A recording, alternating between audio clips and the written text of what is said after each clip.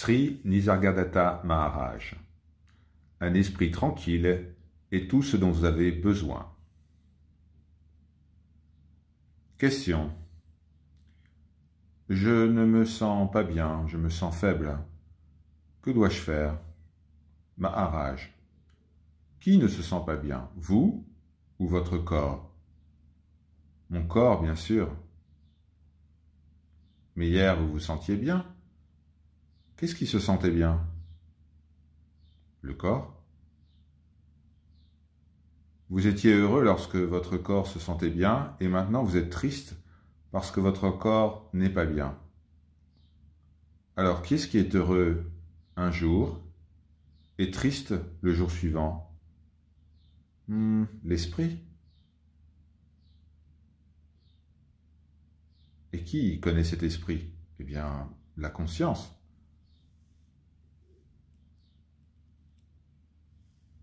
La conscience connaît, mais qui connaît le connaissant? Eh bien, le connaissant devrait se connaître lui-même. Non. L'esprit est discontinu. Encore et encore, il va disparaître. Lorsque, par exemple, vous dormez ou vous êtes en train de faire une sieste, de vous assoupir ou de vous distraire, il doit y avoir quelque chose de continu pour reconnaître la discontinuité. Eh bien, l'esprit se souvient. Se souvenir, c'est la continuité. Oui, mais la mémoire est toujours partielle. Elle n'est pas fiable, elle est évanescente. Cela n'explique pas votre sens de l'identité, ce sens de « je suis ». Essayez de découvrir ce qui est à la racine de « je suis ». Eh bien, quelle que soit la profondeur de mon regard, je ne trouve que l'esprit.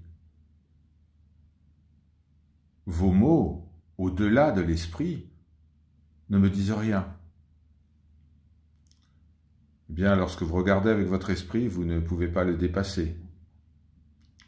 Pour le dépasser, vous devez regarder quelque chose d'autre que l'esprit et son contenu. Dans quelle direction devrais-je regarder? Toutes les directions sont dans l'esprit. Je ne vous demande pas de regarder dans une direction particulière.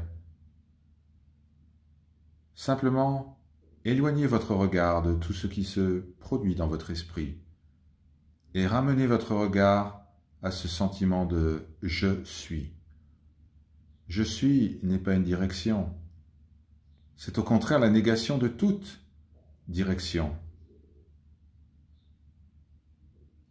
En fin de compte, même l'idée de « je suis » devra s'en aller. Parce que vous n'avez pas besoin d'insister sur ce qui est évident.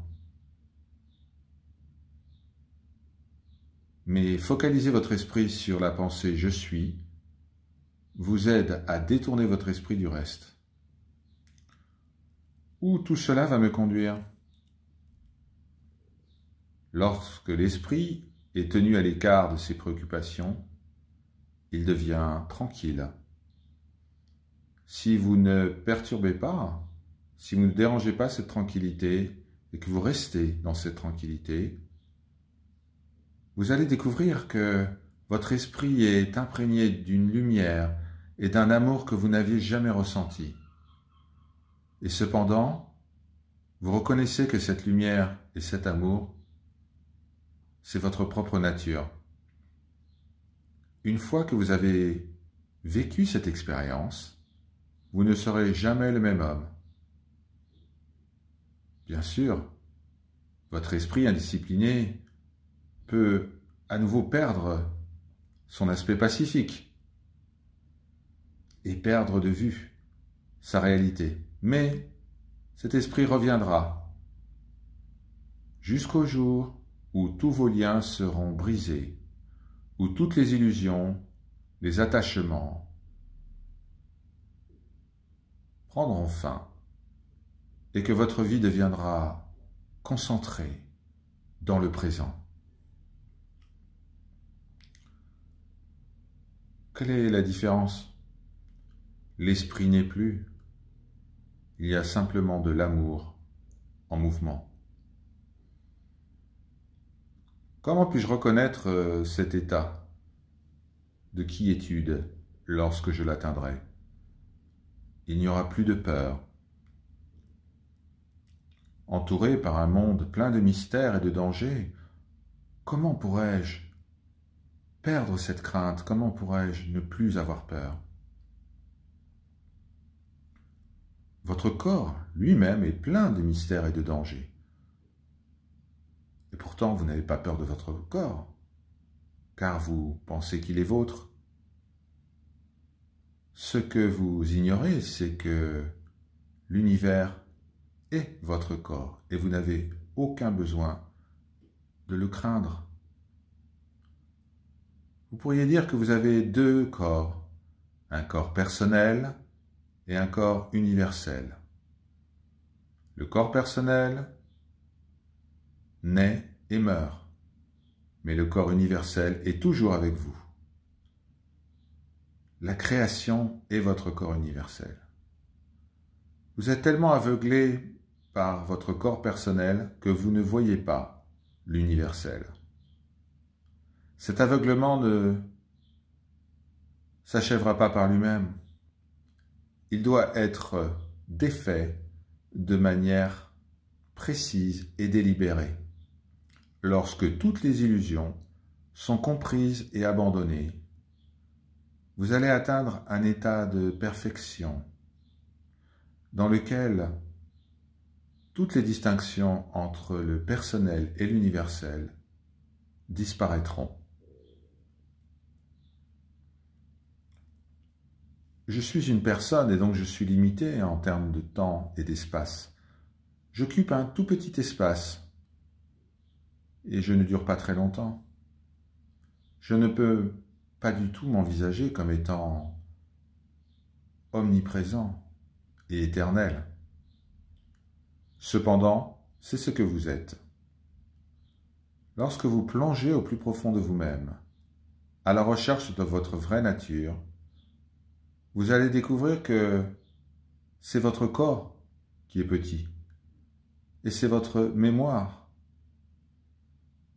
qui est limitée, alors que l'océan de la vie vous appartient. Les mots « je » et « universel » se contredisent. L'un exclut l'autre.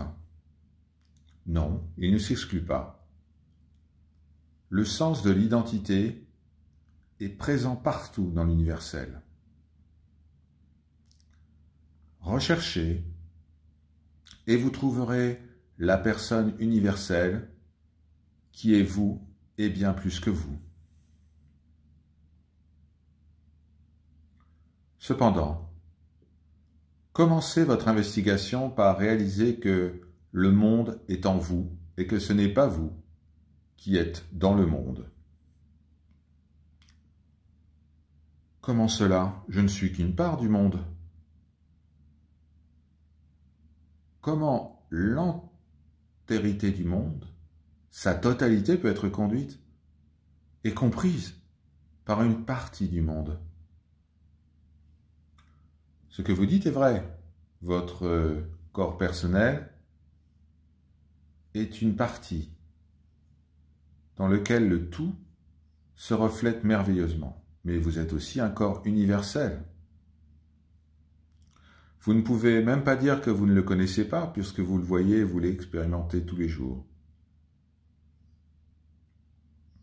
C'est vous qui l'appelez le monde et qui avez peur de lui. Je ressens et je sens que je ne connais que mon corps, alors que tout le reste, et notamment le corps universel, je ne le connais pas. Ou alors au travers de la science. Votre petit corps est plein de mystères et de merveilles que vous ne connaissez pas. La science est aussi votre seul guide pour pouvoir le comprendre. Vous devez le savoir, l'anatomie et l'astronomie vous décrivent. Même si j'accepte votre idée d'un corps universel comme une théorie valide, comment puis-je tester cette théorie et quel sera son usage? Si vous vous connaissez comme le résident du corps personnel et du corps universel, eh bien, vous ne perdrez rien. Tout l'univers sera votre sujet d'intérêt.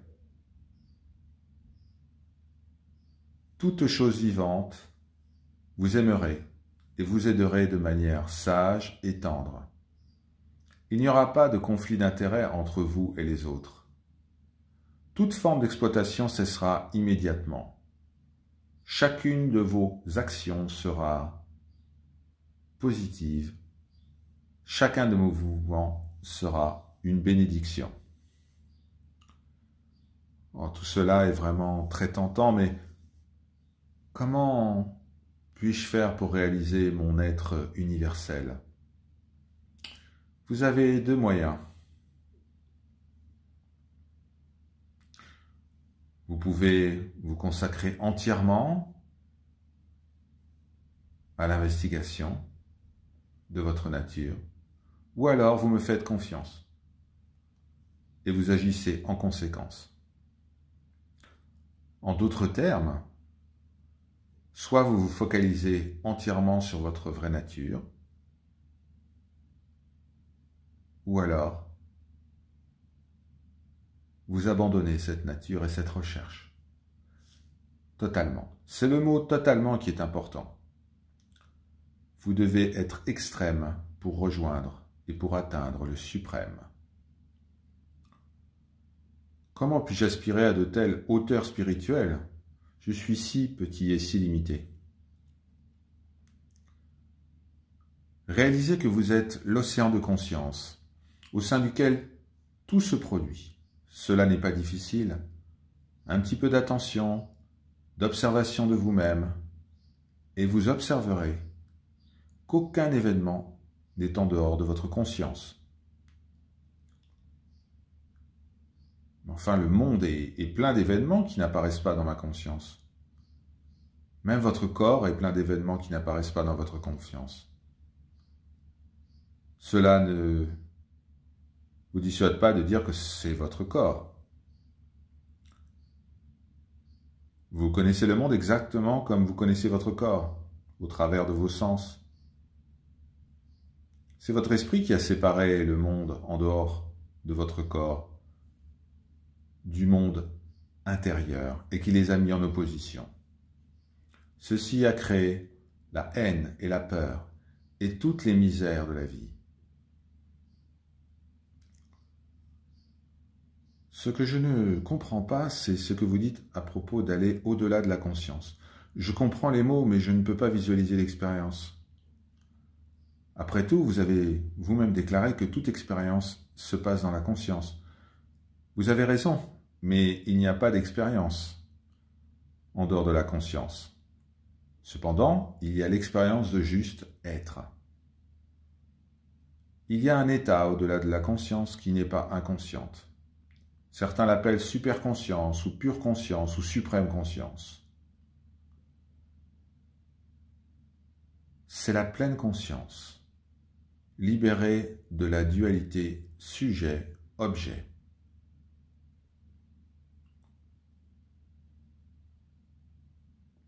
La conscience est intermittente. Elle est pleine de vide. Pourtant, il y a une continuité de l'identité.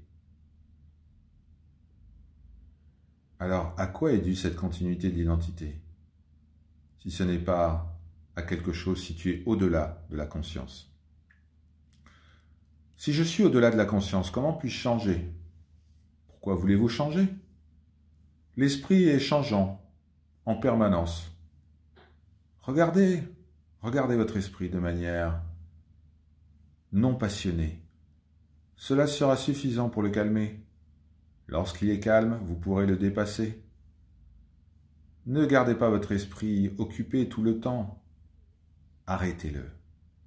et soyez.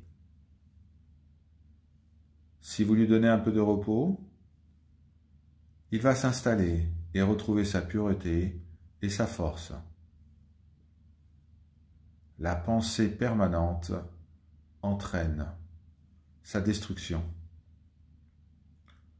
Si ma vraie nature est toujours avec moi, comment cela se fait-il que je l'ignore? Parce que votre vraie nature est très subtile et que votre esprit est grossier, plein de pensées grossières et de sentiments de base.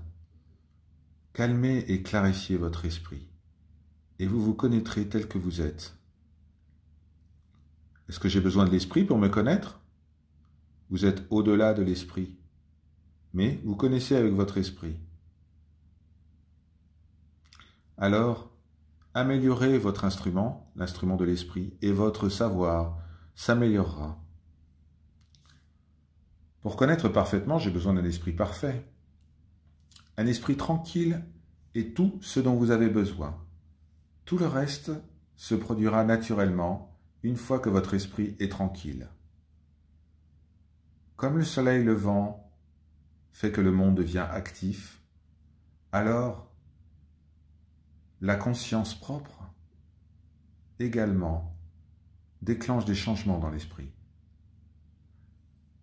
À la lumière de votre quiétude et de votre pleine conscience, les énergies intérieures vont s'éveiller et vont réaliser des miracles sans aucun effort de votre part. Vous êtes en train de dire que le plus grand travail est accompli sans travailler? Oui, exactement. Vous devez comprendre que vous êtes destiné à l'illumination. Coopérez avec votre destin. N'allez pas contre lui. N'essayez pas de le saboter. Permettez-lui de se réaliser. Tout ce que vous avez à faire est de prêter attention aux obstacles qui sont créés par votre esprit.